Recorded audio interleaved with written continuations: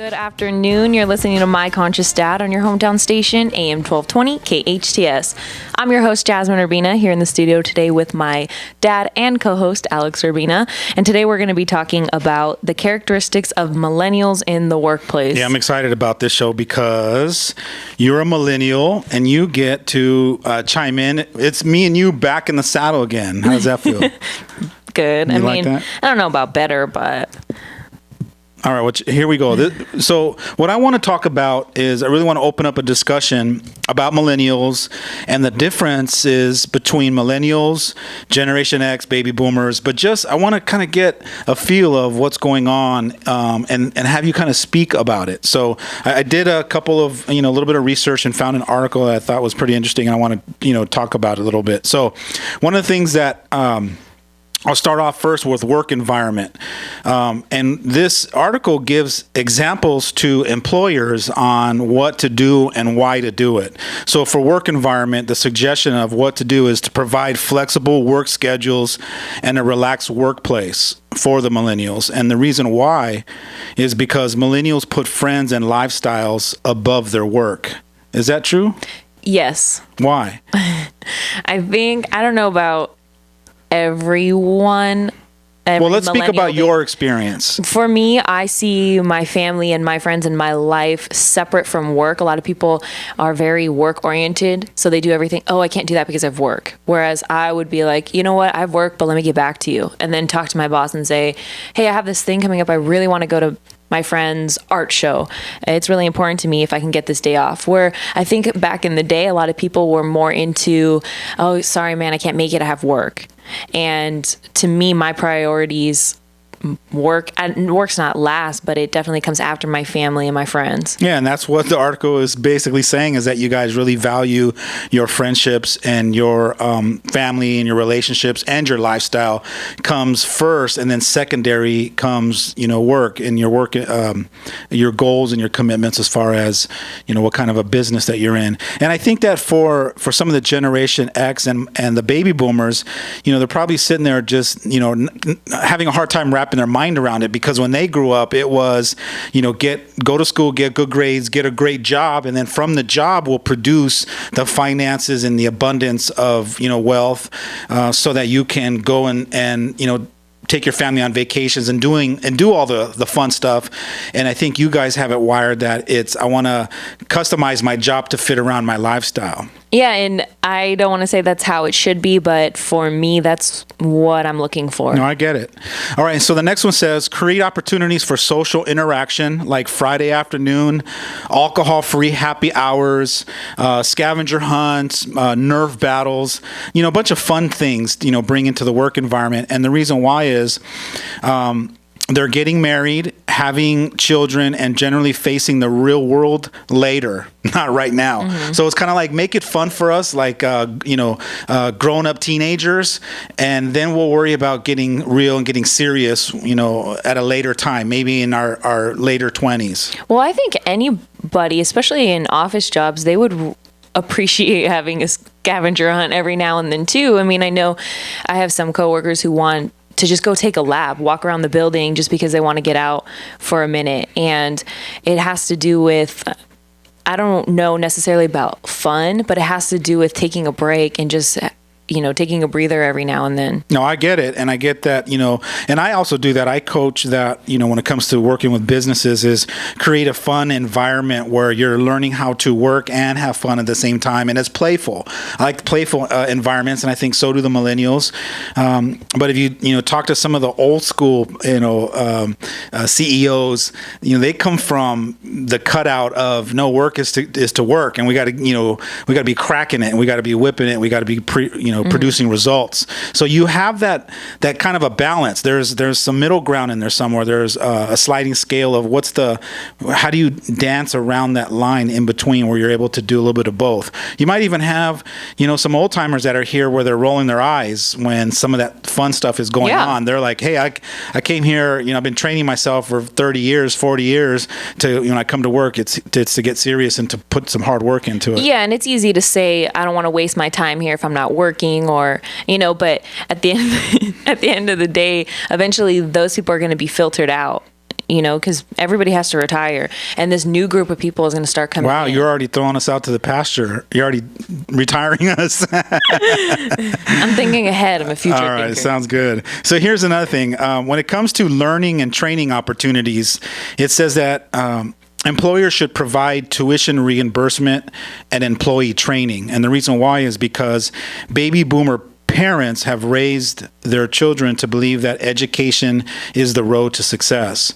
So I think it's more like it's saying that, if you provide the tuition reimbursement, it's almost like a compensation because you've been listening to your parents' advice and went after your education, and we're going to kind of reward you for that. Yeah, I think a lot of businesses are starting to adapt the tuition. They pay for you to go to school, which is great. But what I really liked that it said was training your employees, because sometimes you just get thrown in and you have to figure it out. And there's a lot of people who are really good at doing that and adapting.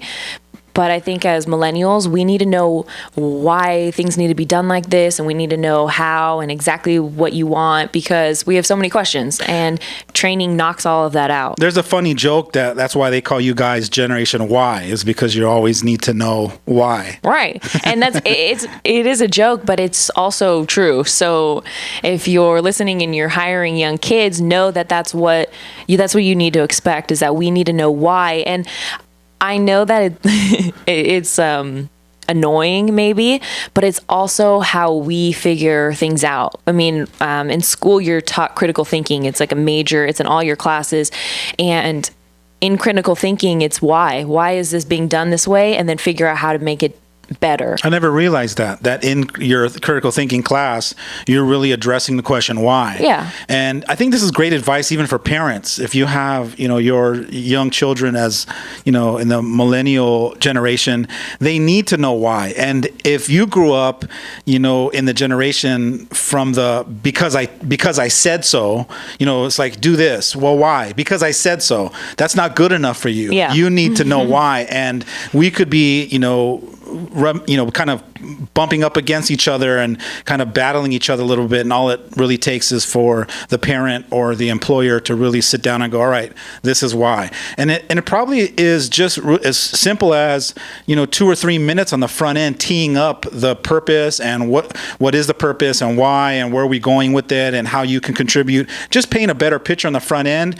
And I think you'll see the millennial flip the switch and they'll be locked and loaded and ready to take on any task that you ask them to do. Right. The more information you give me is going to fuel me and drive me to figure out a problem or, solve things, come up with better ideas. It gets me excited if I have a lot of information. So when it comes to recruiting, it says that the employer should emphasize the ways that your company contributes to society. And the reason why, it says that almost 70% say that giving back and being civilly engaged are their highest priorities. So it's basically saying that, what really excites you guys is knowing that we're being a contribution. Our company is giving back to us in some way, and invite you guys to partake in that, be a part of that, get you guys lit up and fired up and locked on and ready to probably be inspired by the company you work for too, right? Yeah, a lot of us are looking for making a difference, and we're looking for an opportunity to get our name out there and be someone and be something and make a difference in the world. And if it's something as small as in your company or in your community, sometimes that's enough. Most of the time that's enough. So the next one says work ethic. It says millennials ask, what is my job? And go about figuring out the best or most fastest way to complete the task. Then they consider themselves done. Like once you give me a task and I complete it and turn myself inside and out, figure it out, I'm just, okay, that's it. And it's saying why. And the reason why is it's stating that when we baby boomers were younger, you had a piano teacher who expected you to practice your piano and work hard at it. And the parents expected it. Now parents say, have fun, learn the piano, practice a little bit, And millennials, have not been raised to look around and see what should be done next. They're just focused on the task. When the task is done, it's like, all right, I'm going to sit on the couch, put my feet up, and just take a break now. Rather than looking at, okay, what's next? Who can I help next? What do you need from me now? They're not thinking about moving forward. They're just thinking about the task. And when it's done, we're done. Let's take our break. Let's eat our sandwich, and let's, hang out in front of the air conditioner and just, chill. In the sense of work, if you're working on a project and you're done and you want to take a break, are you saying that they don't go ask like, oh, hey, what do I do next? Yeah, they're not forward thinking. They just wait until they're told what to do. Well, you can add some of that in there, but what this article is basically saying is, when it comes to work ethic, when you give them instructions, they go and do specifically whatever you're asking them to do. Once the task is done, they're done. Oh, you mean not adding anything extra? Yeah, they're not coming back to you going, okay, I just finished, organizing this. What do you want to do next? They're not driving it. They're just, once a task is done, they're just, okay, we done. We surrender.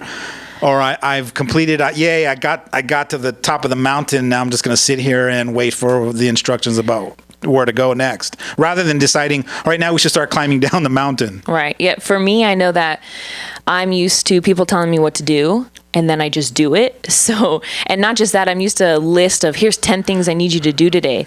So once I finish the list, I'm expecting more to come. And if it doesn't, I'll have to go ask. But for the most part, I'm always overwhelmed and swamped with something or responsibility. Do you not like to ask? Maybe that's the thing. Maybe there's... I just naturally expect more to come. I expect to check my inbox and have a email from my boss with 10 more things to do. So this should be coming just like a queue. Yeah, we're putting more every hour, every right. day. So when I finish an assignment, I always let them know I'm done with this, and then as I'm knocking down the list, I have 5 more things left, and it's halfway through the day, and I still have half a day to do work. Start sending me more stuff. Is my opinion, is how I would like to work. Okay, and it would make sense, I think, as a parent, that if you've been telling your kids what to do and how to do it for so long, you're basically training them to do whatever is asked to be done, and then when they're done, they're done. They're looking forward to complete it. They're not excited about completing it and going, okay, what's next? That's probably not going to come out of their mouth. There's got to be a better way, though, to empower the kids, the millennials, to, be forward thinkers, to believe in themselves, that they're competent and creative enough, and that they actually add value to the workplace or the home. And I think as a parent, if you can get your kids to see that they do add value and it is important, and you value that you'll get a new type of child arising out and reinventing themselves brand new. I think that once you start to acknowledge them, hey, you did an amazing job. I really love what you did. No one can do it like you. That's something that's really creative. And you kind of spread it on a little bit. You spread it thick, the acknowledgement and validation. I think you'll have a kid that'll start to maybe want more of that, maybe yearn for more validation. And they might come to you and say, okay, great, what's next? And if you can get them to say out of their mouth what's next, I think you've empowered them to have some forward thinking and wanting to continue to drive forward. Yeah, I like how you said, show them that they have value, or that their opinion has value, because I can think of an example of when I was a kid. My mom would ask me to help her clean out the refrigerator, and I don't like cleaning, but I would help her. And what she would do is she would go, where should I put the ketchup? Should we put it on this shelf and all the condiments on this shelf, or the milk goes there? She would ask me, and after that I was like, oh yeah, let's put it here. So I like cleaning out the refrigerator now, because I like having control, or I like having like where I put things matter kind of thing. So I'll go. You like to have a say-so in it. Right. So because she basically taught me, or made me feel like where the ketchup goes matters, now I feel empowered, or I have more of a desire to go clean out the refrigerator. And you know what I call it? I call it invitation. if you invite your kids to participate, you'll be surprised that in that invitation, they will decide for themselves that they like it. They will decide for themselves that, hey, I never realized how awesome this feels or how amazing this is. But I think that we're so, as parents or as employers, we're so fixated on, trying to control the millennials. Like, no, you got to do this because I need you to do it or because I said so.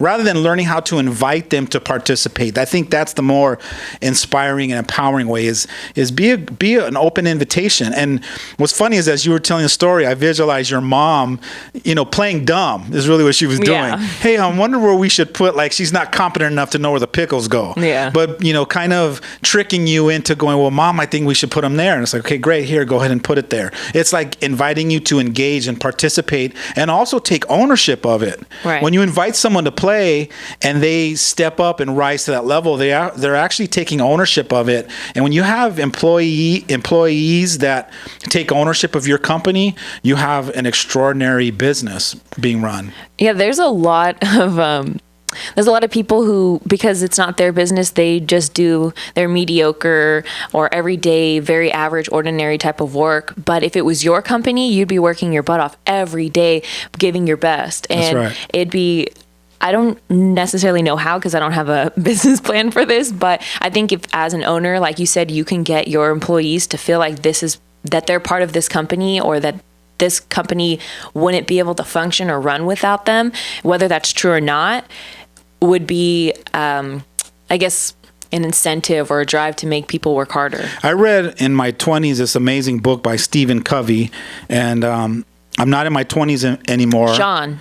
No, this was Stephen, the Okay. dad. Oh, okay. I'm not in my 20s anymore. I'm actually in my 40s, so I'm losing some brain memory. So I don't remember the name of the book, but I remember the author. But it was an amazing book because he talked and shared about a story about this hotel. And the owner of the hotel actually inspired his employees and the people that worked at the hotel to really take ownership of the hotel. And it had the employees rise to another level. And they started getting, great reviews and great feedback. And I never forget, in the book, it describes one of the, patrons that was staying at the hotel asked to talk to the owner. And when he got in front of the owner, he said, I don't know what it is about your staff, but they're amazing. It's almost like they all act as though it's their company. It's like they take ownership of it, all the way from the person at the front desk to the person that cleans to the maintenance guy. When I ask for something, they're all jumping through hoops. He goes, how do you get them all to do that? And it surprised me at the time in my 20s when I read this, because I wasn't thinking like that as a young entrepreneur. But what he said was, he said, I gave all of my employees, I gave them stock into the company. So they all actually are owners. It's a small percentage, but I gave them stock because I want them to be invested in making a difference with the company. I want them to really, plant their flag, and I want them to have ownership. And I think that was, just an awesome way to really inspire and empower your employees to really step up and give it all they got, rather than just giving just enough. That's actually a really good idea, because I think, for me, sometimes there's angry clients or customers who, even though they're mad at me for something that was not my fault, sometimes I have to take responsibility and say, I'm sorry that this happened. Let's figure out how to do this. And I think it's a lot easier for people to say, I'm sorry, someone must have messed up. I'll fix it though. And I don't really work that way, because I want people to know that I'm going to take responsible for it anyways. And I think if you're a kid or you're a millennial and you're listening, that's what your employers are looking for. And as an employer, that's what we're going to start trying to do, or I think that's what you should be looking for from now on. So we got a couple more minutes before we're going to break, so I want to throw on one last one. When it comes to motivation, what the article is suggesting is that you provide paid time off as a reward. And the reason why is that the millennials view their job as something to do in between the weekends. Yeah. It's like, I can't wait. Like, my life is not my work. My life is Saturday and Sunday. And I just, so if you can get a paid day off on a Friday, that just gives me a longer weekend, right? It's funny, because I think if somebody goes, oh, what'd you do last Tuesday? Oh, I went to dinner with my friends and, we saw a movie. That's it? That's all you did the whole day? Yeah, because I'm not going to count work. Yeah, work doesn't count because it's not part of my life, Yeah. right? It's just something that I do it's just something to do in between the weekends where my funny. life That's very actually true. starts. Yeah. All right, we'll get back to more after the break. Stay tuned for more of My Conscious Dad right here on your hometown station, AM 1220 KHTS.